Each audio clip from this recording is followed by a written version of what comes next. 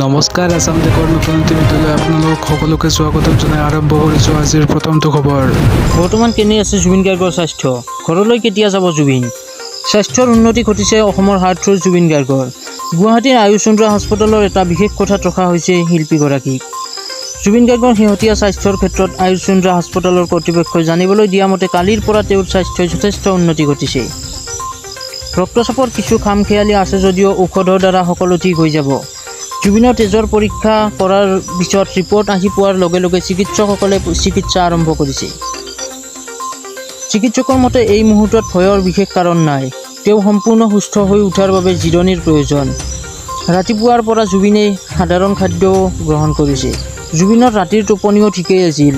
জুবিনৰ স্বাস্থ্য যদি এনেদৰেই উন্নতি ঘটে তেনেহ'লে দুই এদিনতে হাস্পতালৰ পৰা ঘৰলৈ যাবলৈ দিব শিল্পীগৰাকীক। এইফালে আহিছোঁ আন এটা গুৰুত্বপূৰ্ণ খবৰ লৈ। অসমৰ মুখ্যমন্ত্ৰী হিমন্ত বিশ্ব শৰ্মাই বৃহস্পতিবাৰে মহানগৰীৰ এখন হোটেলত অনুষ্ঠিত এক জাকজমকতাপূৰ্ণ অনুষ্ঠানত তিনিটা দুৰান্দ কাপ ট্ৰফি উন্মোচন কৰে। উল্লেখযোগ্য যে 131 বছৰ পুৰণি ঐতিহ্যমণ্ডিত দুৰান্দ কাপ ফুটবল প্ৰতিযোগিতাখন ৰাজ্যখনে প্ৰথমবাৰৰ বাবে আয়োজন কৰিব আৰু 5খন চহৰক অন্তৰ্ভুক্ত কৰি আয়োজিত এই ট্ৰফি ভ্ৰমণৰ অংশ হিচাপে গ্ৰুপ ডি খেলৰ প্ৰথম 10খন গুৱাহাটীত অনুষ্ঠিত কৰিব।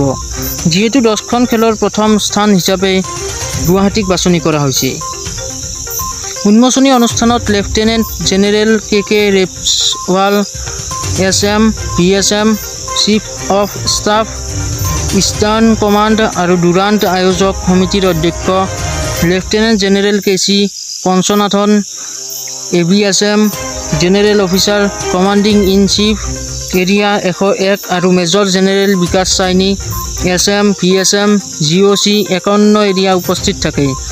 লেফটেনেণ্ট জেনেৰেল ৰেপছৱেলে SM, VSM, CFF staff, eastern command আৰু দুৰান্দ আয়োজক সমিতিৰ অধ্যক্ষ অনুষ্ঠানত নিজ বক্তব্যত মুখ্যমন্ত্ৰী মহোদয়ক ধন্যবাদ জ্ঞাপন কৰে আৰু তেওঁ কয় যে মুখ্যমন্ত্ৰীয়ে তেওঁৰ ব্যস্ত সময়সূচীৰ পৰা সময় উলিয়াই ৰাজ্যত ফুটবল খেলক অধিক জনপ্ৰিয় আৰু প্ৰসাৰ কৰাৰ এই প্ৰচেষ্টাত আমাক উৎসাহিত কৰাৰ বাবে মই তেওঁক ধন্যবাদ জ্ঞাপন কৰিছোঁ। অসম চৰকাৰে অভূতপূৰ্ব সহযোগিতা আগবঢ়াইছে আৰু ই ৰাজ্যখনত খেলৰ বাবে এক নতুন আৰম্ভণিৰ সূচনা কৰিব বুলি আমি নিশ্চিত। উল্লেখযোগ্য যে শতিকা পুৰণি এই প্ৰতিযোগিতাখন এইবাৰ পূৰ্বতকৈ অধিক প্ৰসাৰিত আৰু উন্নত হৈছে, য'ত যোৱা বছৰৰ 16টা দলৰ তুলনাত এইবাৰ শীৰ্ষ বিভাগৰ ইণ্ডিয়ান ছুপাৰ লীগৰ 11টা দলকে ধৰি দেশৰ 20টা শীৰ্ষ দলে অংশগ্ৰহণ কৰিছে।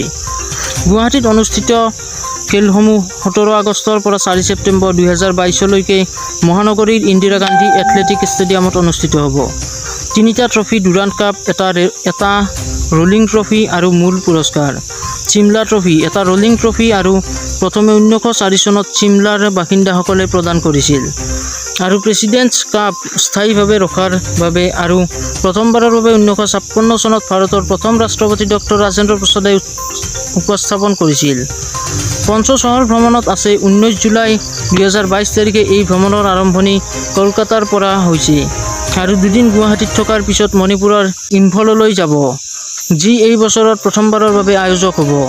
তাৰ পিছত এই যাত্ৰা ৰাজস্থানৰ জয়পুৰলৈ আগবাঢ়িব, যিহেতু এইবাৰ প্ৰথমবাৰৰ বাবে ৰাজস্থানৰ এটা দলে খেলত অংশগ্ৰহণ কৰিব আৰু ইয়াৰ পিছত 31 জুলাই 2022ত কাপসমূহৰ এই ভ্ৰমণ ডিফেণ্ডিং চেম্পিয়ন FC গোৱালৈ আগবাঢ়িব। অৱশেষত 6 আগষ্ট 2022 তাৰিখে অনুষ্ঠিত উদ্বোধনী খেলৰ স্থান আৰু 18 ছেপ্টেম্বৰ 2022 ইংৰাজী তাৰিখে অনুষ্ঠিত ফাইনেল খেলৰ স্থান কলকাতাত কাপসমূহৰ এই যাত্ৰাৰ অন্ত পৰিব। 131 সংখ্যক দুৰান্দ কাপত মুঠ 47খন খেল অনুষ্ঠিত হ'ব। গুৱাহাটী আৰু ইম্ফল দুয়োঠাইতে গ্ৰুপ C আৰু গ্ৰুপ Dৰ 10খনকৈ খেল অনুষ্ঠিত হ'ব। আনহাতে 7খন নকআউট খেলৰ আটাইকেইখনেই পশ্চিমবংগৰ 3টা স্থানত অনুষ্ঠিত হ'ব। উদ্বোধনী পুল মেচসমূহ 16 আগষ্টত কলকাতাৰ বিবেকানন্দ যুৱ ভাৰতী ক্ৰীড়াংগন ষ্টেডিয়াম VI-বিকেত, 17 আগষ্টত গুৱাহাটীৰ ইন্দিৰা গান্ধী এথলেটিক ষ্টেডিয়ামত আৰু 18 আগষ্টত ইম্ফলৰ খুমান লাম্পাহ ষ্টেডিয়ামত আৰম্ভ হ'ব। এইফালে লৈ আহিছোঁ আন এটা গুৰুত্বপূৰ্ণ খবৰ। হিমন্ত বিশ্ব শৰ্মাৰ 6টা বৃহৎ সিদ্ধান্ত। 13 আগষ্টৰ পৰা 15 আগষ্টলৈকে নিজৰ ঘৰত জাতীয় পতাকা লগাব লাগিব। প্ৰতিখন কলেজ, প্ৰতিখন বিদ্যালয়, প্ৰতিখন দোকানত জাতীয় পতাকা উৰুৱাই ৰাখিব লাগিব। ৰেচন কাৰ্ডৰ দোকানত 16 টকাত লাভ কৰিব ৰাষ্ট্ৰীয় পতাকা। ৰেচন কাৰ্ডৰ দোকানত উপলব্ধ হ'ব জাতীয় পতাকা। স্বাধীনতাৰ ৭৫ বছৰ উপলক্ষে প্ৰত্যেকখন জিলাত ৭৫টা সৰোবৰ বনোৱা হ'ব। ৭৫টা সৰোবৰৰ নাম হ'ব অমৃত সৰোবৰ। চৰকাৰী চৌহদ, ঘৰ, বিদ্যালয়, অফিচ চৌহদত ৰোপণ কৰা হ'ব ৭৫ডালকৈ গছ। গছপুলিডালৰ নাম হ'ব অমৃত বৃক্ষ। ১ আগষ্টৰ পৰা আৰম্ভ হ'ব মিছন ভূমিপুত্ৰ। জাতিগত প্ৰমাণপত্ৰ বিচাৰি আৰু কোনো ছাত্ৰ-ছাত্ৰীয়ে অফিচলৈ যাব নালাগে। অফিচাৰে নিজে গৈ বিদ্যালয়তে দি আহিব জাতিগত প্ৰমাণপত্ৰ। কৃষকৰ বাবে বৃহৎ ঘোষণা। অক্টোবৰৰ পৰা কৃষকে লাভ কৰিব প্ৰতি কুইণ্টল ধানত ২০২০ টকাকৈ। ৩ দিনৰ ভিতৰত কৃষকৰ একাউণ্টত সোমাব ধন। খেতিৰ ধান মধ্যভোগীক নিদি চৰকাৰক দিবলৈ আহ্বান হিমন্ত বিশ্ব শৰ্মাৰ। অৰুণোদয় হিতাধিকাৰীক লৈ হিমন্ত চৰকাৰৰ বৃহৎ ঘোষণা। চৰকাৰী চাকৰি কৰা আৰু আৰ্থিকভাৱে সবল পৰিয়ালে স্বইচ্ছাৰে এৰিব লাগিব অৰুণোদয়ৰ ধন। প্ৰতিটো হিতাধিকাৰীৰ পৰিয়ালৰ ঘৰত লগোৱা হ'ব অৰুণোদয় চাইনবোৰ্ড। অৰুণোদয় লাভ কৰা প্ৰতিটো পৰিয়ালে ৰুব লাগিব গছপুলি। ১০ অক্টোবৰৰ পৰা অৰুণোদয় হিতাধিকাৰীয়ে লাভ কৰিব ১২৫০ টকাকৈ। উচ্চতৰ মাধ্যমিকত উত্তীৰ্ণসকললৈ মুখ্যমন্ত্ৰীৰ ডাঙৰ ঘোষণা। উচ্চতৰ মাধ্যমিক চূড়ান্ত পৰীক্ষাত প্ৰথম বিভাগত উত্তীৰ্ণ হোৱা ছাত্ৰীসকলক দিব স্কুটি। লেটাৰ মাৰ্ক পাই পাছ কৰা ছাত্ৰসকলকো দিব হিমন্ত চৰকাৰে স্কুটি।